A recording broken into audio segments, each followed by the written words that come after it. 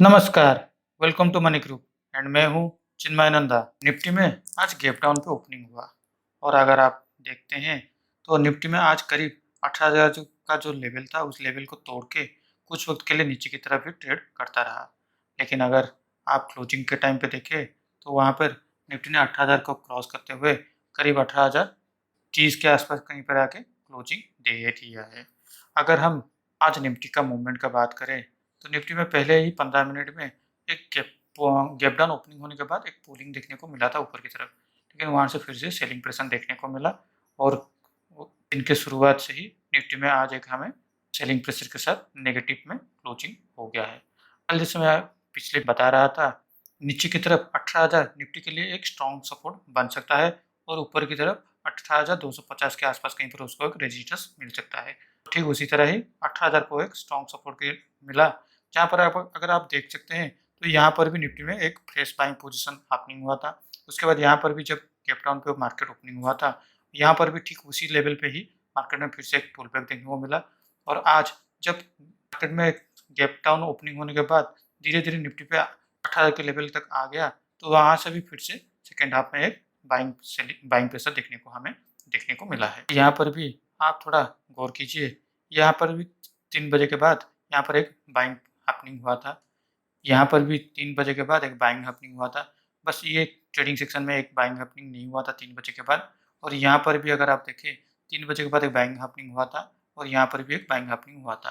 तो जब भी 3 बजे के कैंडल में जब भी बाइंग हैपनिंग हुआ है, उसके अगले दिन मार्केट ने फिर से ऊपर की तरफ जाने की कोशिश किया ज़रूर है। तो उसी तरह आप भी अगर आज देखें तो 3 बजे के बाद ही निफ्टी में फिर से एक बाइंग हैपनिंग हुआ।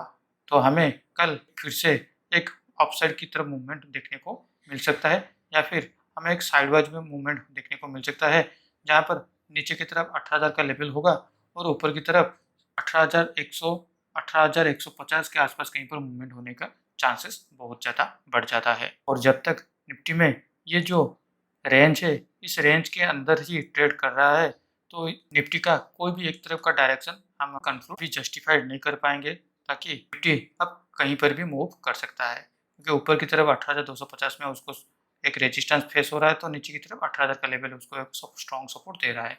तो कोई भी एक साइड में निफ्टी को पहले क्रॉस करने दीजिए, और अगर ये निफ्टी ऊपर की तरफ जाना होगा तो निफ्टी अभी यहाँ से 18,000 के लेवल पे जब आ गया है, तो यहाँ से धीरे-धीरे करके फिर से ऊपर की तरफ मूवमेंट ज़रूर करेगा।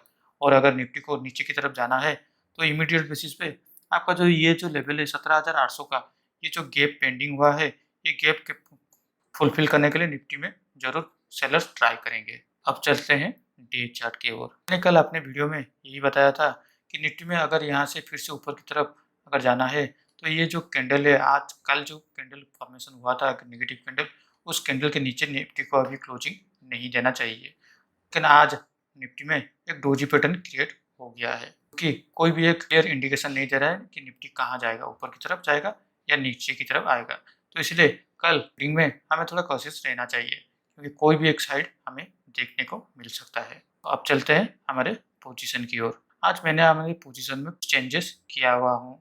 आप अगर देख सकते हैं, यहाँ पर मैंने 18,200 कॉल ऑप्शन को यहाँ पर स्क्वायर अप कर लिया है और उसके बदले 17,900 कॉल ऑप्शन को मैंने सेल किया हुआ हूँ, और 18,200 कॉल ऑप्शन में मुझे 4,200 के करीब आसपास के कहीं पर मुझे मुनाफा हो रहा है। मेरे पीछे का ये लॉजिक था कि जब मैं ये 18,200 कॉल ऑप्शन को बेच रहा था, कहीं पर 18,050 के आसपास कहीं पर ट्रेड कर रहा था, और तब 18,200 का कॉल ऑप्शन मुझे 95 के आसपास कहीं पर आ रहा था। और जब मार्केट नीचे की तरफ आना शुरू हो गया, तो मुझे लगा, जो कि प्रैक्टिकली है, निफ्टी में मैंने ऑप्शन का ये जो पोजीशन लिया हूँ वो नेक्स्ट वीकली का एक्सपायरी का है। तो अगर यहाँ से मार्केट फिर से अगर ड्रास्टिकली नीचे की तरफ डाउन हो जाता है, तो यहाँ पर जो पुट ऑप्शन का प्रीमियम है, वो जिस परसेंटेज के हिसाब से एप्रिशिएट होगा, उस परसेंटेज के हिसाब से मेरा 18,200 कॉल ऑप्शन का प्रीमियम डिके नहीं होगा, क्योंकि एक्सपायरी से बहुत दिन पहले ही प्रीमियम आपका ड्रास्टिकली ना तो डिके होता है, ना ही जीरो हो जाएगा। और जहाँ पर भी आप देखें, यहाँ तो इंडिया विक्स भी अब 16 के नीचे भी है, तो इस प्रीमियम में ज़्यादा डिके नहीं होगा।